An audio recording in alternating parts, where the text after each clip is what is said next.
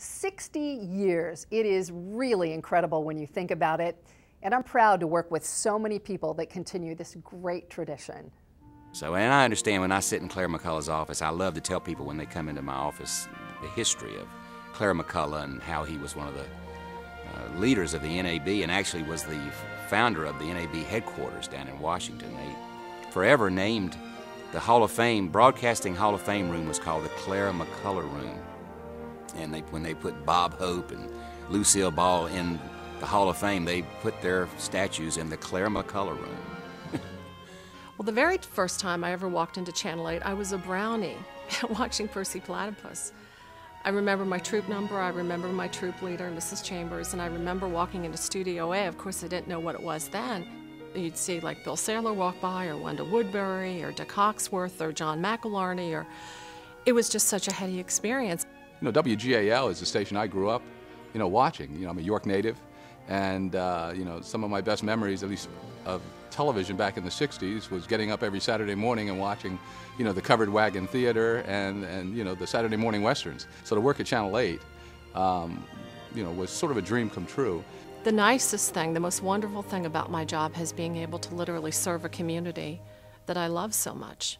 Certainly news is the heart and soul of what I do, but I try to branch out into the community to serve in other ways as well.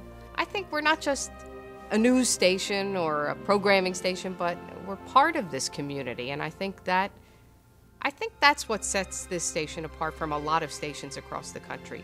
The fact that it views itself as part of the community and sees that as an important part of its mission. One of the ways we contribute to the localism of the television station is to actively get involved in participating in supporting the nonprofit organizations in our area.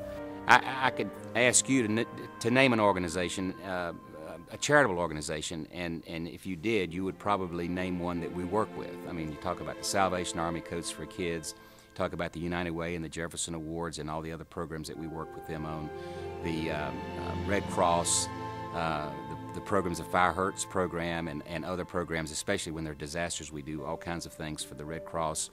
I could go on and on, but every one of those organizations that you could probably name, charitable organizations, we are involved with them with some sort of fundraiser or awareness raiser here at WGAL. I'd like to believe that you can get your news from just about any source these days, but people turn to us to get it because we're the people they trust to give it to them. I think this station has set a real high standard as far as weather is concerned, and our forecasting abilities and our coverage abilities. We are lucky here at the station to have a group that understands that when weather is happening outside and it's a significant event, that weather jumps to the fore and the entire newsroom becomes a part of the weather team in essence. So we're very lucky that way, and I'm sure that benchmark will continue to be met in years ahead.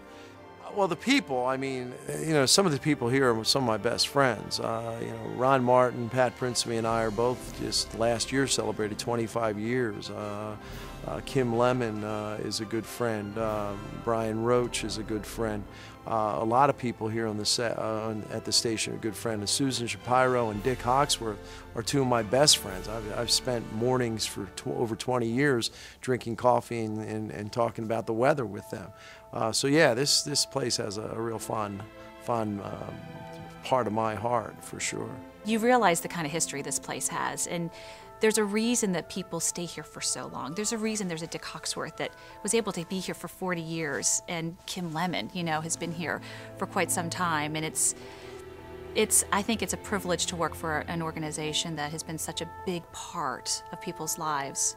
I remember I used to lie in bed at night and I would say this prayer. I would say, if I could please just anchor one newscast. Well, look, be careful what you wish for, because I feel so fortunate. The pressure isn't the competitive pressure. The pressure is to make sure that we're serving this very large audience that watches WGAL in the best way we can every day. A whole lot of people trust us to make good decisions every day about what news to bring them, and that's a tremendous responsibility. Television is an awesome responsibility, and one that WGAL has taken seriously for 60 years.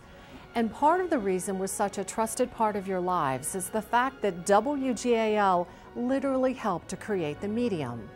From its very first day to this moment, WGAL has had the people and the resources to entertain you, inform you, and become the media partner that you go to first. And we are just getting started. It has been a pleasure and really a special experience to bring you the history of WGAL. Thank you for watching and making WGAL Channel 8 a part of your lives.